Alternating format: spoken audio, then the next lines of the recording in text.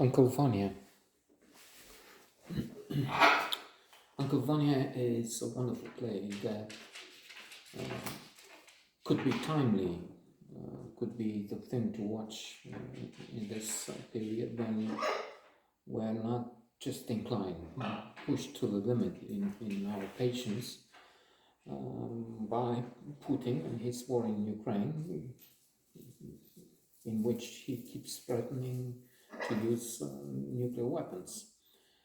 Indeed, there has been talk that some of their trains are just moving some of those nuclear devices around in Russia, which is more than terrifying in some ways. So let's come back to maybe some of our last notes on this disappearing planet. Maybe the planet will not disappear. Somebody was clever in pointing out humans may, but then the planet will still be here, and who knows, life, maybe more intelligent kind of life will be. So in this period, it helps to think of the better Russians that have been out there and clearly still are out there. Navalny comes to mind from the present, a way better leader. The feeble opposition would come to power sometime soon. So Chekhov, better known for his short stories. Indeed, his short stories have been selected among the greatest 100 works, 100 books in human history. A list compiled by the Norwegian Book Club, which sounds not very significant, but then they asked the luminaries of our age. Umberto Eco, I mentioned before, Salman Rushdie, recently attacked and stabbed in America by a lunatic. John Irving, Nadine Gordimer, and about 50 others. About Uncle Vanya,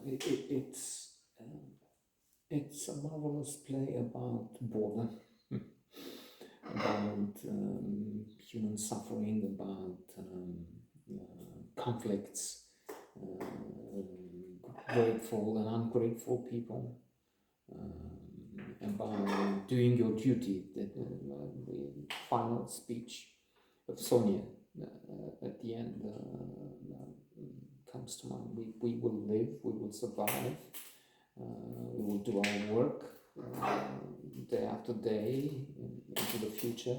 It's not a quote, but what Selimi gets out of it.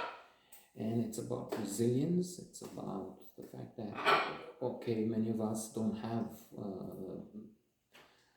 ecstasy, triumphs, that for the privileged, the brightest among us, triumph. That's an example of, indeed, we shouldn't envy. Comparing yourself with others who have much more is a serious problem. It's the source of unhappiness, indeed, and depression and despair. But then this is a fellow you could look at and say, okay, so his money, well, dubious the amount he keeps vehiculating billions, but when we look at his finances, we see they're shaky. But a liar, tax cheat, scoundrel.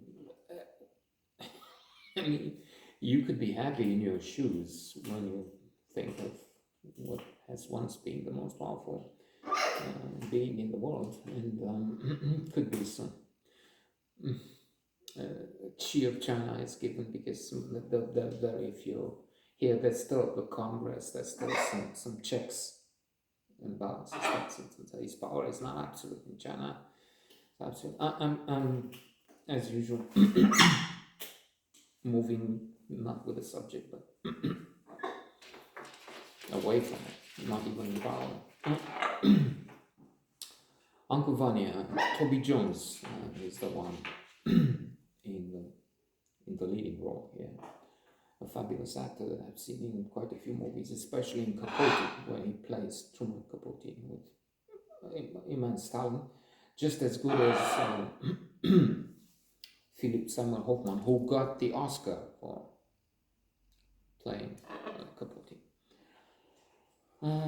Incidentally, not very much appreciated by Kingsley Amis. I'm reading his memoirs. Indeed, the next note will be one in maybe a few notes on the memoirs of Kingsley Amis, a favorite of mine.